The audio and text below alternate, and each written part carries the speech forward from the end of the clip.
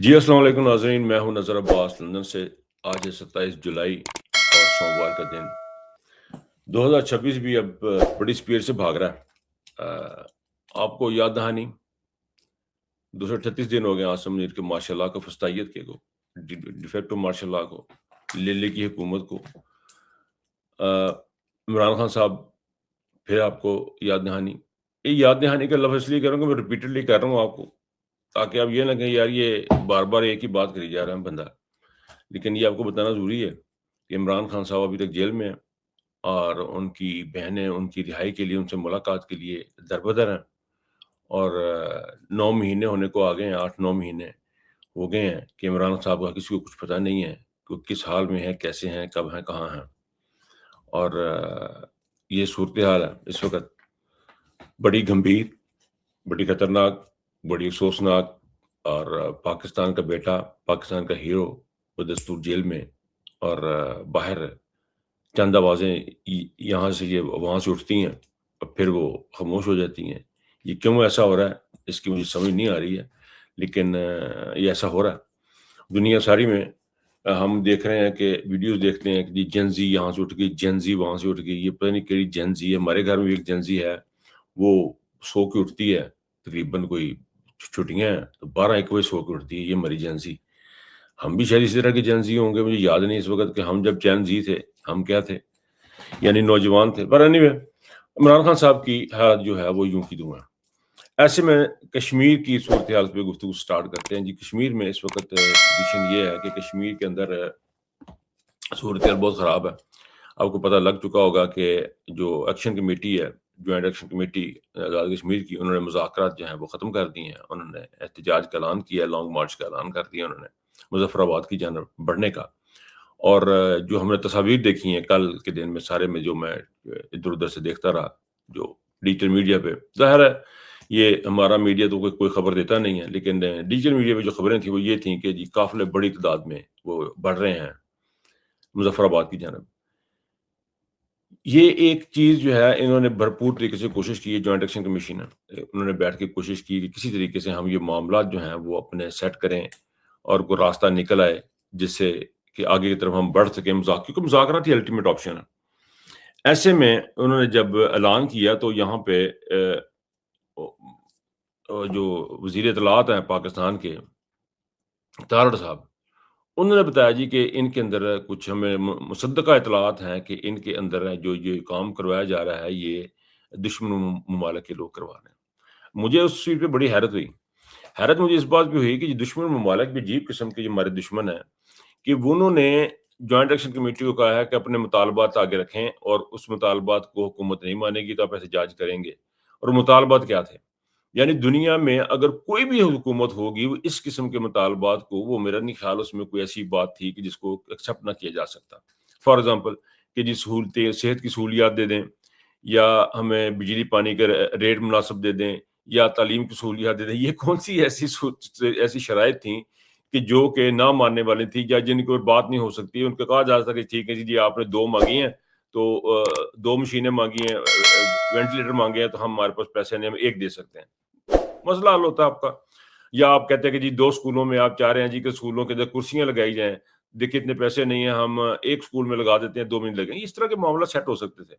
लेकिन फिर ये सीटों वाला जो मामला था, जिसके ऊपर बहुत ज़्यादा लेदी हुई, उसमें भी ये बात हो सकती थी कि ये देखें सीटों का जो इश्यू है, सीटों का बड़ा जेन्युइन इश्यू है कि बाहर से लोग आते हैं और फिर वही जो लोग हैं जिनको इतनी रिप्रेजेंटेशन भी नहीं है कश्मीरियों की, वो जाके जो हुकूमतें गिराने और बढ़ाने में इस्तेमाल होते हैं, वो एक जो है वो बात जो है वो कुछ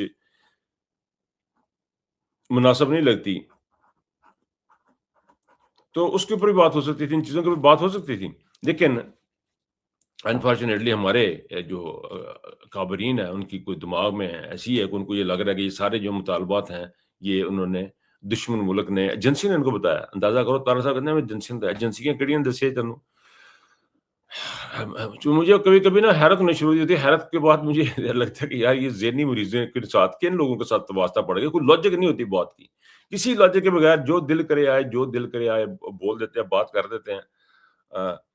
बहरहाल जी, صورتحال وہ قافلے بڑھ گئے جی، راولا کوٹ کی طرف میں بات کر رہا تھا، راولا کوٹ کی جانب بڑھتے جو قافلے ہیں وہ اس وقت ہیں جب پاک آزاد کشمیر میں 3 حصوں میں الیکشن کروایا جا رہا ہے، یعنی چھوٹا سا علاقہ ہے، اس کے بھی انہوں نے 3 حصے کرتے ہیں۔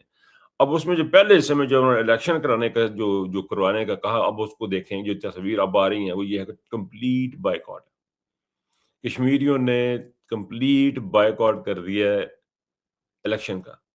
ہو کا عالم ہے، جنہوں نے ہو گھوسٹ ٹاؤنز، وہ گھو کا عالم ہے، برے حالت بونکے دہاڑے ہیں، ووٹ ڈالنے کے لیے بندہ کوئی نہیں ہے۔ اور ایک پہ میں نے پکچر دیکھی، ایک ویڈیو دیکھی، اس میں بتا رہے ہیں پنجاب پولیس آ گئی ہے جی وہاں پہ ووٹ ڈالنے کے لیے۔ مجھے یاد ہے اس طرح کا ایک ریفرینڈم کروایا تھا ضیاء الحق صاحب نے، ہم بہت چھوٹے تھے، ضیاء الحق صاحب نے ریفرینڈم کرایا جی کہ اگر آپ اسلام چاہتے ہیں ملک میں کہ نہیں چاہتے ہیں، اگر آپ اسلام چاہتے ہیں اس کا مطلب ہے کہ میں آؤں گا، اور اگر آپ نہیں چاہتے ہیں تو پھر دیکھیں کی کرنا ہے۔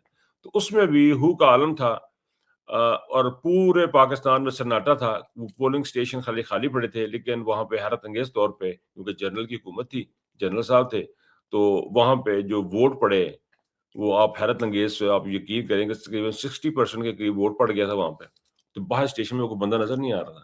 یہی اب یہاں پہ ہوگا، یہاں پہ آپ کو پولنگ اسٹیشنوں کے باہر بندے نہیں آئیں گے، اور اندر جب جو سوکڑیاں ہیں وہ بھری ہوئی آپ کو مل جائیں گی۔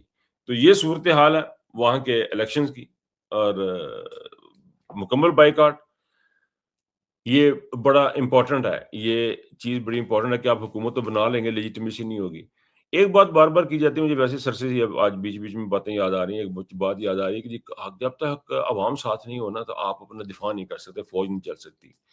آپ کی انٹیلیجنس جو ہوتی ہے نا وہ آپ کی عوام ہوتی ہے۔ یہاں پہ بھی اب یہ فقدان ہونا مجھے لگ رہا، خطرہ مجھے یہ لگ رہا ہے کہ جس طرح عوام کی نفرت بڑھ گئی ہے اس اسٹیبلشمنٹ کے ساتھ اور اس فوج کے ساتھ، وہ جو ہے وہ اس بات کا تقاضا کرتی ہے کہ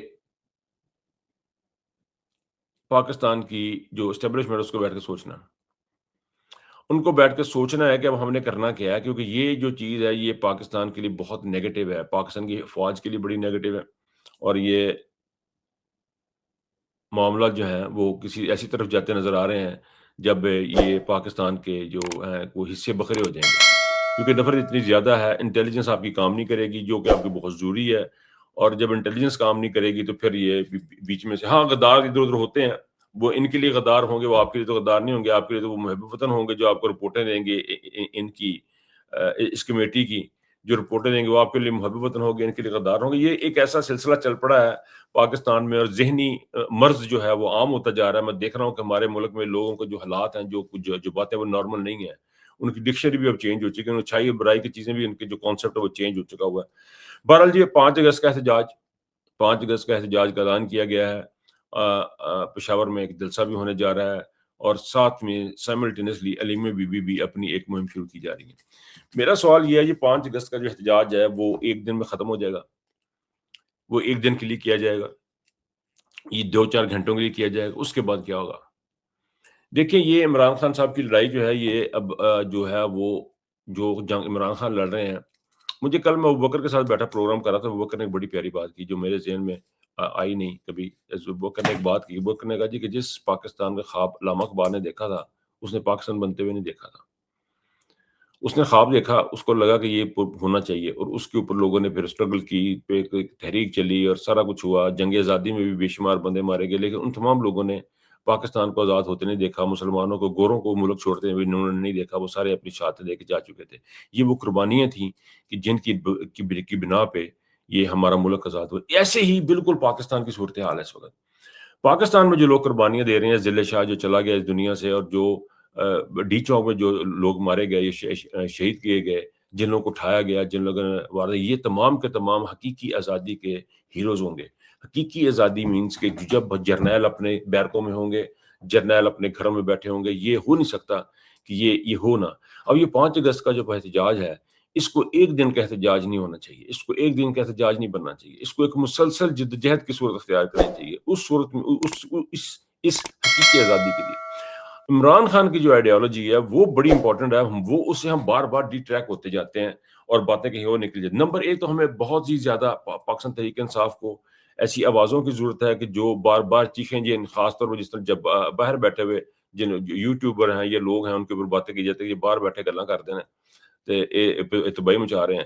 تو یہ جو آوازیں ہیں ابوبکر ہو گیا یا الدین ہو گیا، یہ ینگسٹرز جو ہیں جتنے بھی ہیں، عمیر راج ہیں، یاسر ہیں، بے شمار لڑکے ہیں، وہ سارے کے سارے جو کام کر رہے ہیں، جو باہر بیٹھے لوگ آوازیں اٹھا رہے ہیں، وہ ان آوازوں وہ ایک حصہ بنیں گی اس آنے والی تبدیلی کا، جس کو ہم حقیقی آزادی کہیں گے۔ اس حقیقی آزادی میں ایک ایسا ملک ہمیں تخلیق کرنا ہے جس میں صرف اور صرف سول سپریمیسی ہوگی، اور جو سیاستدان ہیں وہ اچھے ہیں برے ہیں جیسے بھی ہیں، ان کی اکاؤنٹیبلٹی بھی ہوگی، ان کے لیے یہاں پہ زمین میں آسانیاں عوام کے لیے آسانیاں پیدا کریں گے۔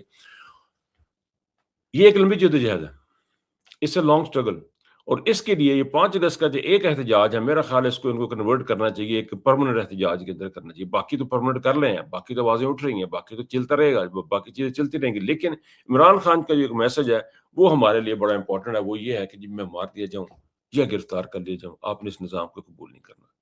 یہ ایک میرے دل میں ایسا بیٹھ گیا، دماغ میں یہ بات بیٹھی ہوئی ہے کہ اس سے زیادہ بڑا کسی کے لیے کیا میسج ہوگا، کسی کے لیے کیا میسج ہوگا۔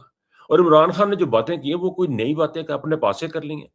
لا الہ الا اللہ یہ اللہ تعالیٰ کا حکم ہے کہ نہیں کوئی سوائے اللہ کے، یہ اللہ کا کہنا ہے، یہ عمران خان نے تو نہیں ایجاد کیا، آپ اس کو دیکھ کے اس کے اوپر عمل کریں۔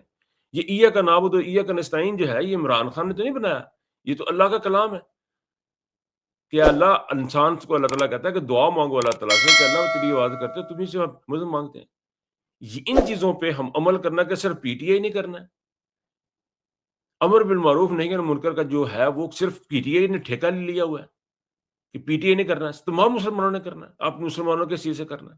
اچھائی اور برائی کا کانسیپٹ کس نے کرنا ہے جو ہے وہ تمام پاکستانیوں کے لیے، تمام مسلمانوں کے لیے، تو اس سے پی ٹی آئی کو لیبل کر دیتے ہیں۔ بہرحال یہ ایک لمبی جنگ ہے، اس کے اوپر جو ہے وہ لڑیں گے ہماری نسلیں آنے والی۔ عمران خان نے جو اسٹرگل شروع کی ہے، یاسمین راشد نے،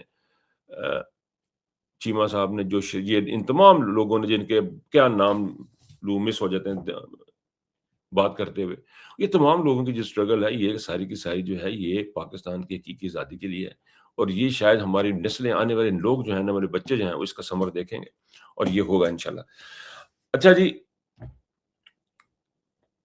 خواجہ آصف کا پروٹوکول دیکھا سر میں نے، خواجہ آصف صاحب کو جناب ایک فوجی جا رہے ہیں نا، فوجیوں کے جھرمٹ میں دو کھبے دو سجے فوجی ہیں، وہ جا رہے ہیں، ایک فوجی آگے آگے تصویریں کھینچ رہا ہے، اور اس تمام سین کی ایک ویڈیو بنی ہوئی ہے کہ جی ان کو کتنا عالم، پھر ان کو سلوٹ پڑ رہے ہیں۔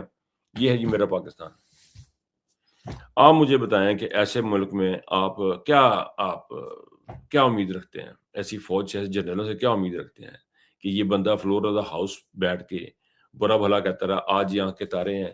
یہ ہے ہماری جرنیلوں کا کردار، یہ ہمارے جرنیلوں کا کردار ہے کہ وہ فوجیوں کو مجبور کرتے ہیں، اور پھر فوج کا ہی نام لگنا نا اینڈ آف دی ڈے۔ یہاں جرنیل تو کوئی بھی نہیں تھے، یہاں سارے فوجی تھے، فوجیوں کا نام لگنا، فوج بھی ذلیل ہونی ہے، تو فوج اپنی ذلت کا خود سبب بن رہی ہے، فوج اپنی ذلت کا، اپنے 2 وقت کی روٹی، اپنی دنیا کی 2 وقت کی دنیا کی روٹی کے لیے، 2 وقت کھانے کے لیے یہ فوج ہماری ذلت کا سبب بن رہی ہے۔ میں اس پہ زیادہ بات نہیں کرتا ہوں، اجازت لوں گا آپ سے، لیکن سوچئے گا کہ یہ کردار ہے آپ کی فوج کا جو اللہ کی جنگ لڑ رہی ہے۔ اور بہت خیال رکھیے گا، اللہ حافظ۔